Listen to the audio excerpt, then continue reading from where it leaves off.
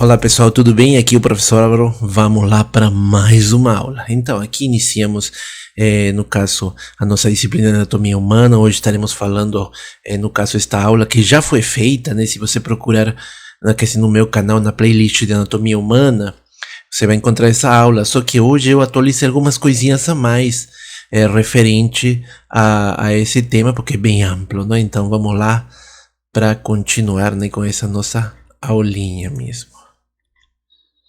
Bem, aqui só deixo o link do canal, tá? Álvaro Gaudos, é bem simples. Você entra lá, se inscreve, assiste a aula, deixa a tua sugestão, tu like, né? E compartilha com quem precisa. Bem, basicamente essa parte da história que nós vamos a falar hoje, né? Principalmente em qualquer disciplina que ela vai trabalhar a história, é um marco importante no caso, e ela nos traz uma relação direta com o homem em seu tempo, né, no caso.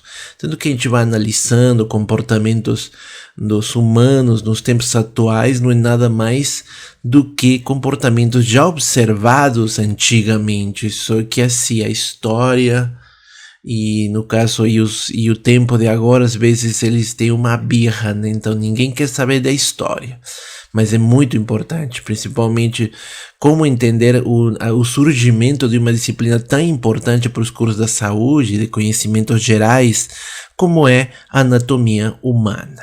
Então, as primeiras, você pode observar aqui o desenho, né? No caso das artes rupestres, no caso que são antigas descrições do corpo humano. Então o ser humano sempre quis, no caso, deixar sua marca no tempo, porque eles sabiam que eram passageiros, como hoje também, né?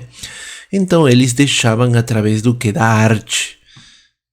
Então essa arte mostrava, né, como que eles se viam, né, no seu dia a dia. Seria como se fosse, né, no caso, o pendrive, ou o celular de antes, a TV, só que naquela época não tinha, né? Então eles marcavam isso nas paredes através dessas artes rupestres, e isso assim é pré-histórico, né? No caso 28 mil anos antes de Cristo, né? Em um lugar chamado Las Caux.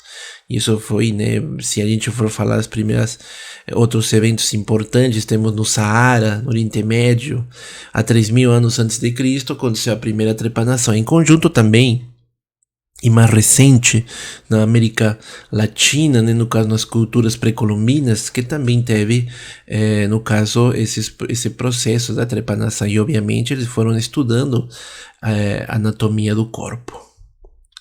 Assim mesmo, também se fala bastante, se você consultar outra aula de alguém ou ver num livro, normalmente o foco da origem, principalmente dos primeiros achados, se dá na Grécia, né? E se fala, não, os gregos foram os primeiros que começaram a falar de anatomia e tudo isso, né? Então, mas não é assim, né?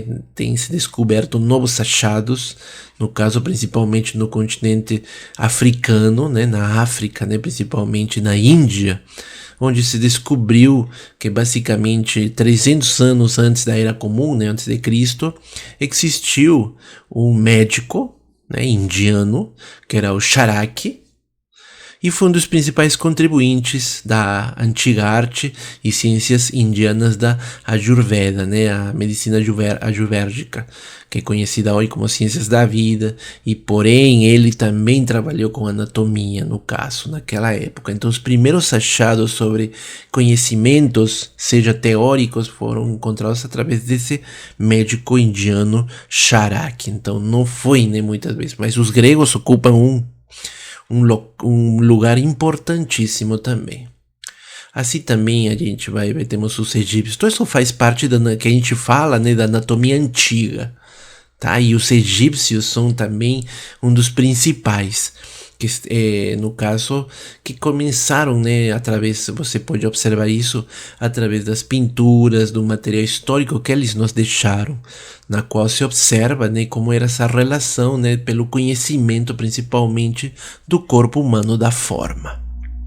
Tanto que temos, no caso, né, algumas variações anatômicas que se iniciaram basicamente no período egípcio, né? Então eles eram cientistas, anatomistas e médicos, porém.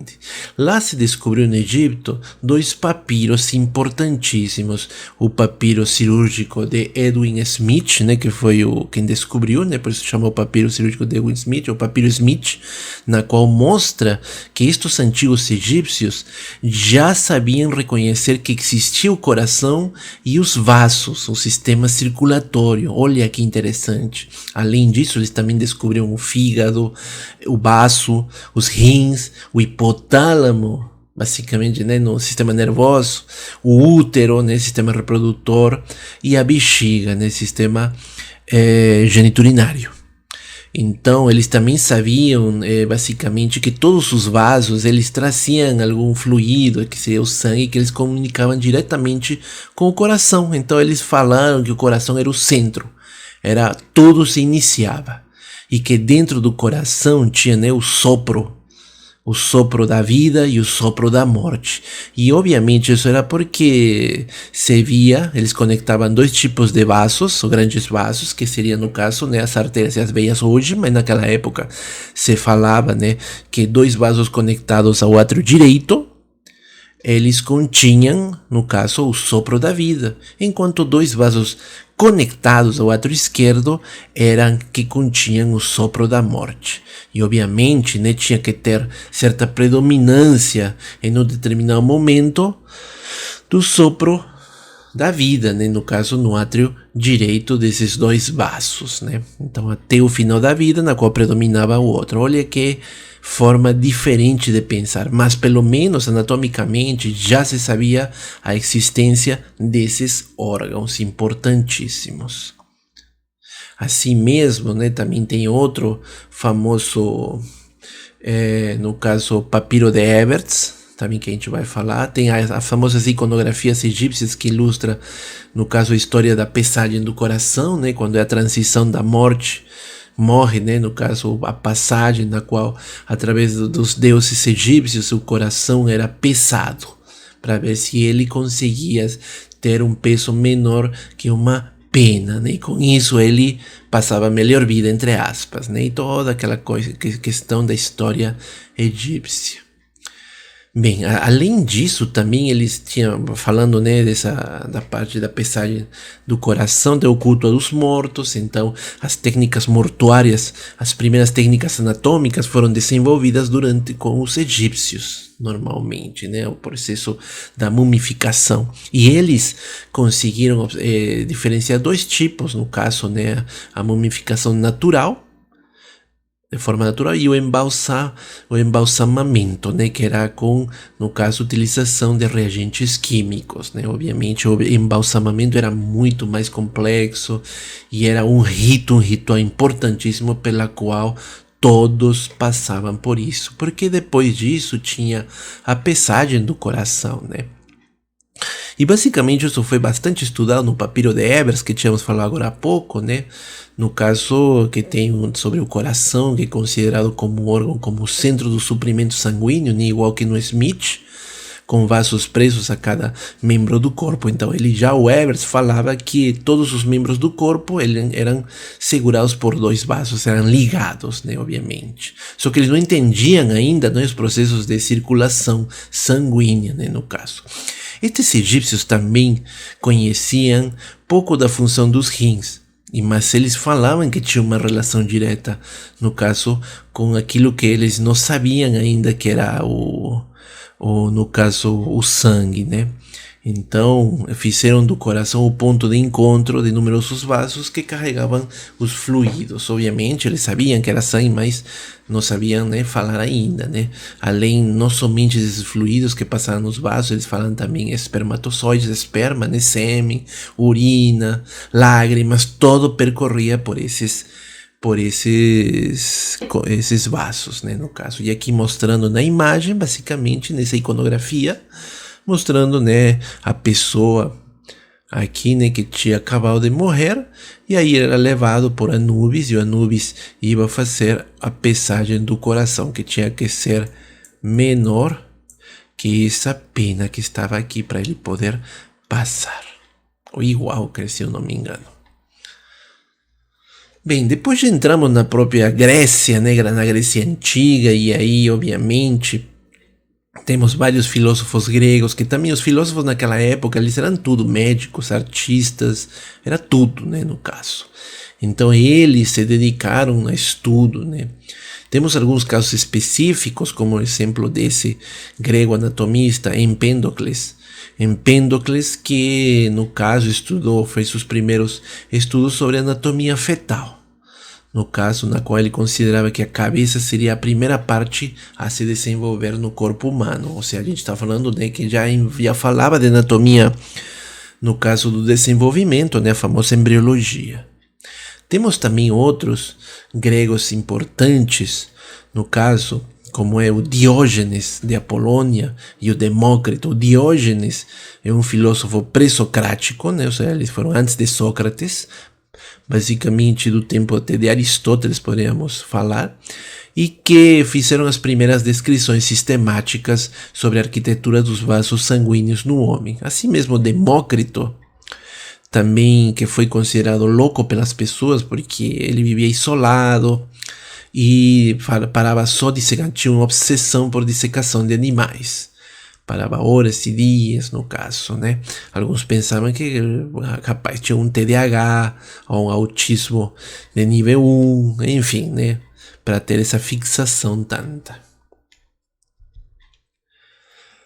Mais para frente temos Hipócrates, né? O famoso médico Hipócrates, bem conhecido, no caso relacionou bastante com a medicina, né? No caso tem o juramento hipocrático, né? Esse médico foi o primeiro a dar descrições sistemáticas do corpo humano, beleza, só que ele fazia essas comparações com o que tinha sido visto em animais de menor tamanho, animais inferiores. Ele foi o fundador da anatomia, embora nunca tenha dissecado um cadáver. E assim vários destes anatomistas dos primeiros séculos, eles não tinham esse, no caso, de ter dissecado cadáveres humanos. Eles dissecavam mais que tudo animais, que também naquela época era um pouco proibido, né? Era um misticismo, era algo diabólico, então não era muito bem feito, não era bem visto pela população, nem muito menos pelas deidades daquela época, né? Os deuses. Aí chegamos com Aristóteles, da Grécia Antiga, né, no caso. E aí Aristóteles ele trabalhava bastante com a dissecação e também embriologia, anatomia macroscópica e microscópica, anatomia comparativa entre homens e seres humanos, entre animais e seres humanos, e ele descreve seu primeiro tratado. Obviamente ele é mais conhecido como um filósofo, mas ele também foi um famoso anatomista. Aí temos alguns até discípulos, no caso de Aristóteles, como por exemplo Herófilo e Erasístrato, né, que realizaram a primeira dissecção humana em vivo. Isso era feito geralmente em pacientes que na verdade, eram presos condenados à morte. Então era feito nesse momento, ou durante eventos de lutas, brigas, né, que eles observavam, às vezes faziam algumas amputações, por exemplo. Então, por exemplo, Herófilo, ele falou basicamente sobre distribuição, formato e tamanho dos órgãos. Aí ele descreveu sobre o fígado, o cérebro e os órgãos sexuais. Já Herófilo, já Erasístrato de Quios, né, basicamente, que era colaborador de Herófilo, formou a Escola de Alexandria, que capaz alguém já ouviu falar, a famosa Escola de Alexandria, que naquela época era o berço do conhecimento do mundo. No caso também temos Teofrasto, que cunhou o termo anatomia, que se generalizou. Então, quem que deu o nome de anatomia foi Teofrasto, 287 anos antes de Cristo. Bem antiguinho, né? Que na Grécia Antiga. Depois chegamos já a Galeno, que já Galeno, né, bem conhecido também. Ele teve as obras dele que perduraram por muitos séculos, né, até eles serem refutadas por futuros anatomistas, que iremos saber em breve. Então Galeno viveu em 124 a.C., era um médico que seguiu a doutrina aristotélica, mais famoso dos anatomistas antigos, escreveu quase 500 obras, muitas delas assim, às vezes se perderam no caso, por causa, por exemplo, daquele incêndio em Alexandria, enfim, né? Mas foram recuperadas muitas por causa, a gente vai falar, né, dos anatomistas do Oriente Médio. Bem, ele trabalhava bastante também com animais de comparação, anatomia comparativa, em macacos, né, que eram mais próximos do ser humano. E obviamente também tem esse dizer, né, que também talvez nunca tenha dissecado um cadáver humano, tá? Mas ele dissecava macacos na perfeição. Que eles eram basicamente, né, eram os professores, os que tinham um monte de orientandos, discípulos, né, naquela época. Enfim, então eles não se expunham muito, né? Aí um aporte importante que ele fez assim, que não foi obviamente refutado, porque teve algumas coisas que ele falou que foram refutadas por anatomistas mais para frente. Por exemplo, ele estudou a traqueia, no caso, e falou sobre as cartilagens, né, da laringe, que são as que geravam a voz, entre outras, né, naquela época.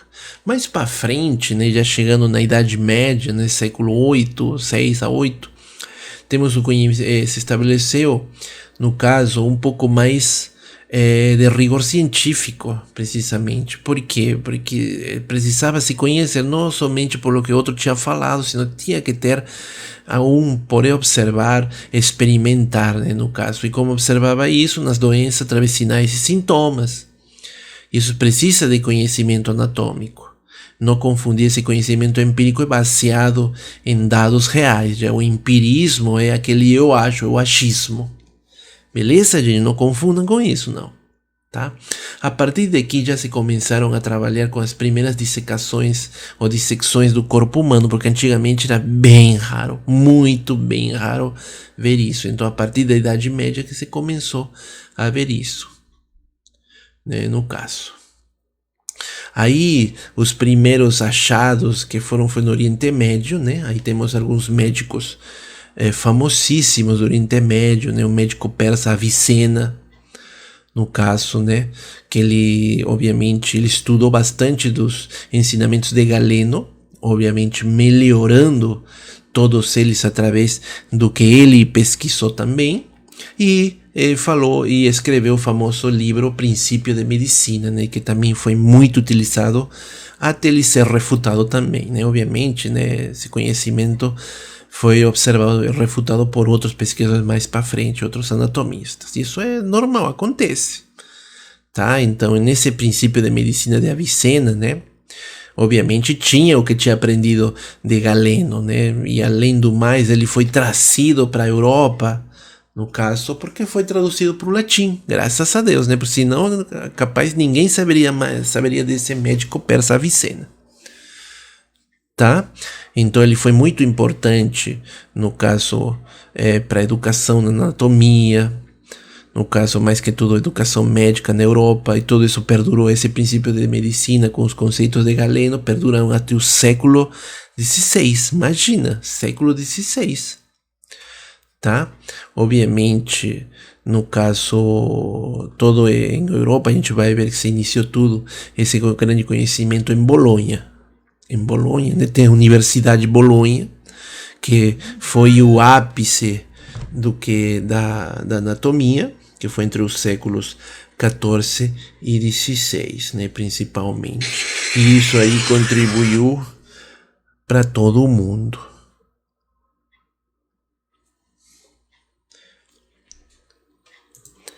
Assim também temos outros médicos árabes, como Ibn Sur, no caso que ele fez também dissecções no homem, no caso através das necrópsias. Então ele, para ele poder saber, no caso, a estudar a causa da morte, ele reconheceu a escabiose, no caso que era causada por um parasita, então ele soube que era um parasita. Já mais para frente, né, no século XII, tem o médico Ibn Jumay, também realizou dissecções no corpo humano, basicamente, que é o que ajudou para melhorar e compreender a medicina no caso. E o último que temos é o Abdel Latif, né, no caso que durante a fome no Egito, em 1200, observou e examinou um grande número de corpos, o que levou a discordar dos ensinamentos de Galeno. Bem, aí já estava se refutando um pouco Galeno quanto à formação dos ossos, principalmente a mandíbula e o sacro, que também se falavam que eram ossos pares, né? A gente vai ver isso mais para frente. Sabemos que a mandíbula é um osso só, não é um osso par. Tá? E mesma coisa com o sacro, que são ossos fusionados, não são separados. Só em animais, em alguns casos que é. E assim, né, obviamente todas essas dissecções que foram feitas se levaram para serem livros, só que assim, teve um problema um pouco grande, porque a religião interveio bastante, né? Então, quando eles observaram um coração humano real nas dissecções, eles observaram que o coração ele tendia à esquerda. E isso era mal visto naquela época, porque esquerda era relacionado com o ruim, era relacionado com o diabo. Então, eles tentaram fazer, no caso, para que o coração fosse no centro de tudo. E falaram que era o centro do mundo, que no corpo humano representa o centro, embora a dissecção mostrou diferente, né? Isso aí é. Tanto que a gente observa também, né? No caso, aqui estou mostrando outras imagens desses vários livros, aqui tentando mostrar a vesícula, o fígado, o coração. Observa aqui o coração,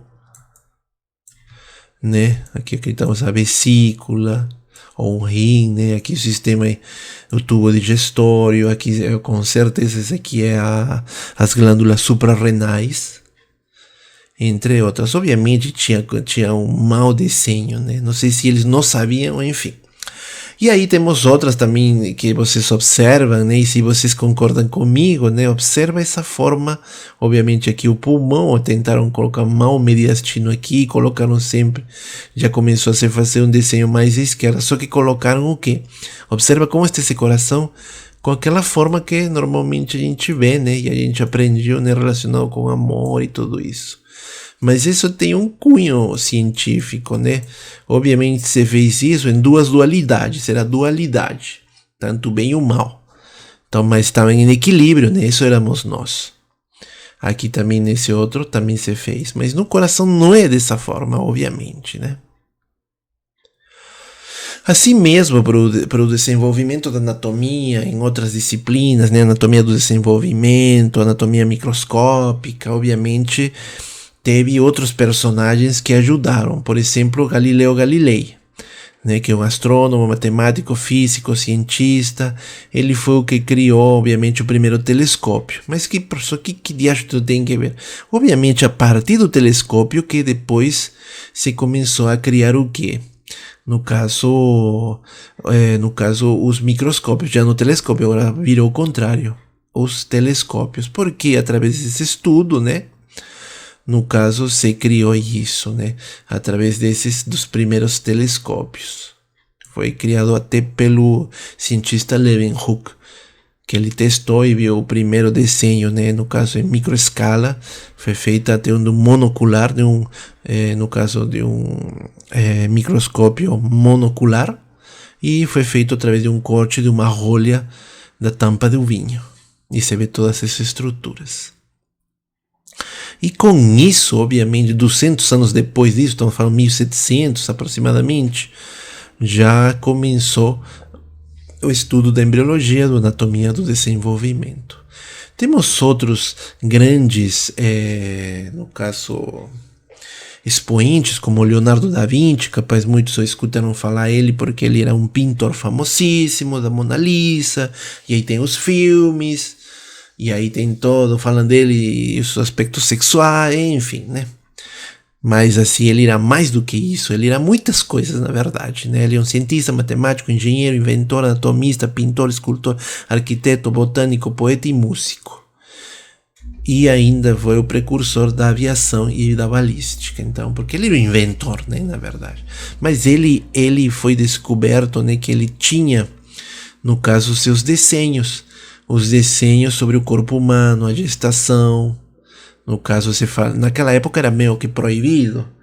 Então ele, a escondidas, conseguia corpos que pagava, né, de alguém que trazia do cemitério. Então no seu talher ele começava a dissecar e a desenhar, né? Tanto que a parte da gestação, desenvolvimento, no caso da gestação do feto, ele tem bastantes achados no século. Depois temos no século XVI o Bartolomeu Stacchio. Esse Bartolomeu Stacchio é um anatomista italiano e ele é famoso por suas descrições sobre o ouvido e o coração humano, né? Principalmente os dos ossos menores do ouvido, né? Imagina naquela época, tipo assim, você dissecar o martelo, no caso aqui dos ossos do ouvido. E a partir de agora iniciamos o estudo da anatomia moderna. Através deste anatomista, o principal deles da anatomia moderna, o que separou da antiga e iniciou a moderna, que é o André Vesálio, ou Andreas Vesalius, como se queira chamar. Ele é um médico belga, né, considerado o pai da anatomia moderna, e ele foi famosíssimo por causa da publicação do seu livro De Humani Corporis Fabrica, que é um atlas, foi o primeiro atlas de anatomia do mundo. Porque se vocês veem, antigamente era mais que tudo estudo sistemático, né? No caso, revisões, enfim, era bastante uma coisa mais que tudo teórica. Já com ele, né, obviamente, foi diferente. Isso foi em 1543. A partir dali mudou totalmente até os dias de hoje, que não foi refutado. E André Vesalius, ele é famoso também porque ele refutou muitas das coisas de Galeno, até do próprio Avicena, obviamente de forma boa, né? E ele trabalhou bastante, né? Ele dissecou bastantes cadáveres, né? Corpos de criminosos que eram condenados à morte. Foi diferente, né? Do que dos anteriores que a gente tínhamos falado, por exemplo, de Leonardo da Vinci, que ele comprava, né? Cadáveres já tinham sido sepultados, né? Ele disse que não, ele pegava. Então ele pegava mais que tu cadáveres relativamente mais frescos, né? No caso. E com isso não tinha medo, né? Não tinha medo de ser perseguido, né? No caso. Esse André Vesalius também é importante porque ele refutou muita coisa, como a gente falou, né? Por Galeno, por exemplo, afirmou que a mandíbula era apenas um osso, enquanto Galeno acreditava que eram dois ossos separados, e não é um osso só. Hoje já foi reconfirmado por muitos. E se você observa algumas dos trabalhos desse livro, observe esse atlas perfeito, está bem desenhado, mostrando todas as principais vísceras da cavidade abdominopélvica, né, no caso. Então, obviamente, né, então a gente pode ver por aqui, não, tem algumas coisas assim que vai mudando, né, aquelas particularidades, entre outras. André Vesalius também é importante porque pelo seu trabalho, no caso do sistema muscular, nunca se viu dentro de todo o tempo que a anatomia foi estudada, no caso, uma melhor ilustração e ensino dos músculos, né? Então, o sistema muscular é impressionante como ele detalha, né? E ele no seu atlas ele descreve tanto a origem, a posição de cada músculo e tem algumas informações sobre o seu funcionamento. Obviamente, hoje já está mais completo, né? Naquela época era um boom, né? No caso, mas hoje já se complementou bastante isso. Além do mais, naquela época tinha bastante amputação do membro inferior, né, que era produto de guerras, de lutas.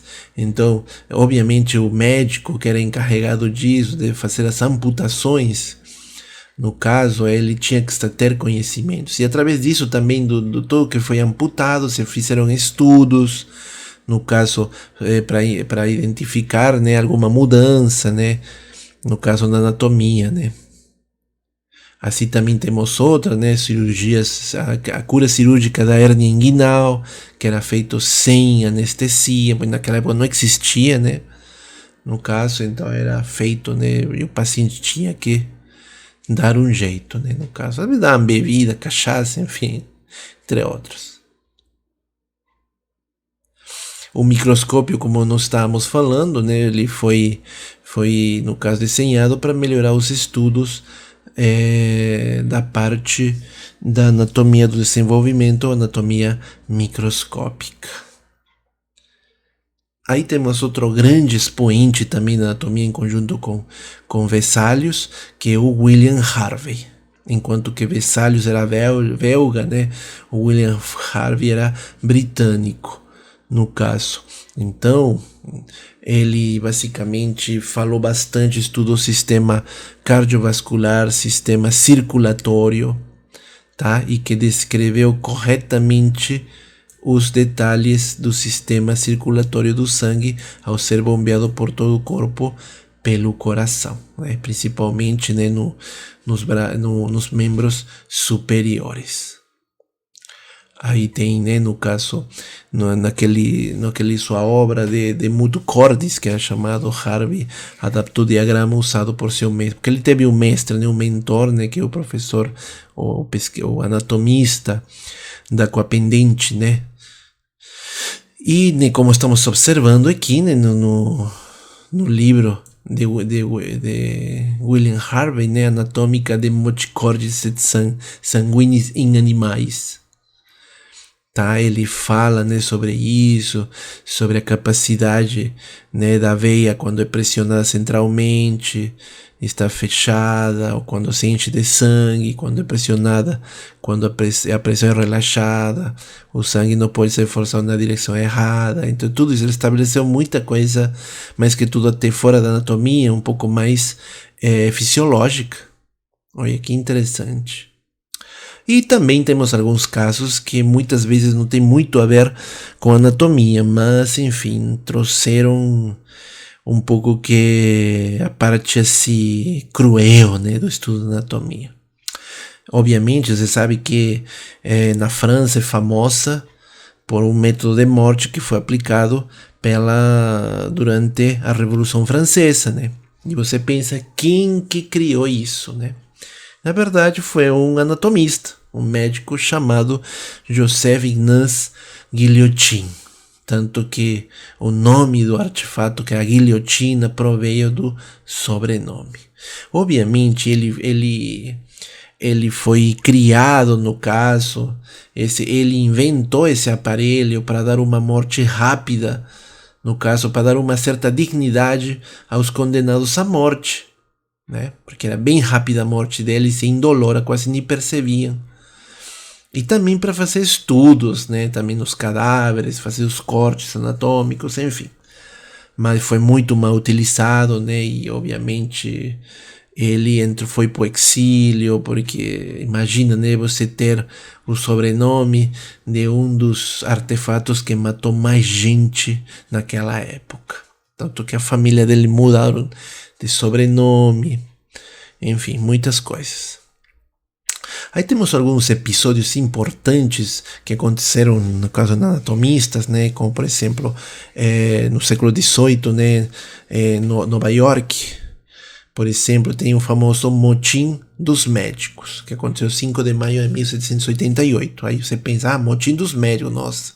Naquela época, já o estudo da anatomia nos cadáveres era uma coisa assim, bem permitida, mas mesmo assim os médicos, eles procuravam cadáveres muitas vezes que eles procuravam, né, nos cemitérios que tinham sido sepultados precocemente, né? E aí teve certa vez que a população se revoltou contra os médicos e estudantes de anatomia, porque tiveram um grupo de estudantes, pegaram o cadáver de uma mulher, no caso, né, que tinha acabado de morrer, desenterraram ela. E aí a família dela, principalmente os filhos, assim, de longe viram ela levando, os médicos levando, né, no caso, levando o cadáver da mãe deles, e ainda entraram lá para dissecar, começaram a amputar os membros, e ainda brincaram, né, com a mulher, e os filhos observaram isso, eles ficaram horrorizados e foram avisar, no caso, para a população, e a população se revoltou com isso, foi uma grande briga que aconteceu naquela época, né? Tanto que isso está relatado, tem um livro, né, chamado Os Grandes Motins de Nova York, dá uma olhada. Bem, e no caso, né, também se foi dentro da anatomia a descrição do pormenor, né, no caso, então seriam estudos anatomofisiológicos do sistema renal, que já se tinha estudado, né, sabia o peso, toda a parte macroscópica, mas queria ver a parte fisiológica, né, então, obviamente, teve uma descrição detalhada da pelve renal, um local onde acontece bastantes problemas, por exemplo, e como era e a sua comparação com outras espécies, será que eram iguais? E obviamente algumas espécies não são iguais. E aqui falando, né, dos trabalhos que tínhamos visto antes, né, sobre a descrição dos ossos do ouvido, né, do menor possível, né, o martelo, a bigorna. Então isso aqui já tinha sido observado. Agora tem alguns episódios assim um pouco também cruéis, como nós tínhamos falado. Tem um episódio da pele humana. Em 1º de fevereiro de 1829, o corpo de William Burke, morto por enforcamento, foi dissecado numa cerimônia pública pelo professor de anatomia Alexander Monroe, da Universidade de Edimburgo, né? Porque ele tinha sido morto, porque eles tinham matado uma mulher, ele e o irmão dele, mas só quem levou a pior foi esse William Burke, né? E o esqueleto é esse que está aí. E se fala, né, que até com a pele do rapaz se fez um caderno de notas. Ou seja, um caderninho, né, se fez, que está presente nesse museu da Universidade de Edimburgo. O esqueleto está certo, a gente já viu pela internet. No caso existe isso é real mesmo. Agora o livro de caderno com a pele já é outra coisa, né? Bem, temos já depois mais para frente, 1935, já praticamente século XX, no caso, né? O médico Charles Robert Richet, famosíssimo, ganhou o prêmio Nobel de Fisiologia ou Medicina em 1913 e ele descobriu a soroterapia, muito citada até agora, e da anafilaxia, no caso, que é uma reação alérgica. Obviamente era também anatomista, ele descobriu as circunvoluções do cérebro, né? As circunvoluções, né, que tem a presença de sulcos e giros, e que isso é importante na fisiologia e funcionamento do cérebro, faz uma diferença com, no caso, os cérebros de pessoas com doenças neurodegenerativas. Tá? Então, famosíssimo esse médico anatomista, né, neuroanatomista, né, na verdade. Bem, até aqui, basicamente, né, do século XIX, teve essas aulas de anatomia, como vocês podem observar. No caso, né, eram feitos de uma forma como eram universidades, né, centros universitários. Essas universidades não tinha muito equipo de EPI, né, no caso. Então, muitos desses anatomistas se falava que eles morriam, né, por alguma doença, depois do tempo que eles ficavam estudando. Exposição também aos fixadores, também outro problema, que matava muitos desses anatomistas. Obviamente as coisas mudaram, né? Hoje já a coisa também, depois se utilizaram luvas, mas hoje já as técnicas anatômicas melhoraram e a gente vê bem uma coisa bem mais diferenciada hoje em dia, né? Técnicas anatômicas usando mais formol, se não glicerina ou plastinação. Aqui um breve, no caso uma linha do tempo e tudo que a gente falou, né, basicamente, obviamente tem mais coisinha, né, que tem muita, a gente não coloca tudo porque realmente é muita coisa. Tá, aqui a gente já falou quase de tudo, né, tem alguns que a gente não falou, né, por exemplo, né, que é do Malpighi, enfim. Beleza? Então, pessoal, então basicamente seria essa aula, deixa vocês com essa frase, né, no caso Fernando Pessoa, aqui as referências, tá, da aula. Não esquece se inscrever no meu canal, tem aqui o link, está no início da aula. Beleza, pessoal? A gente se vê em breve. Tchau, tchau.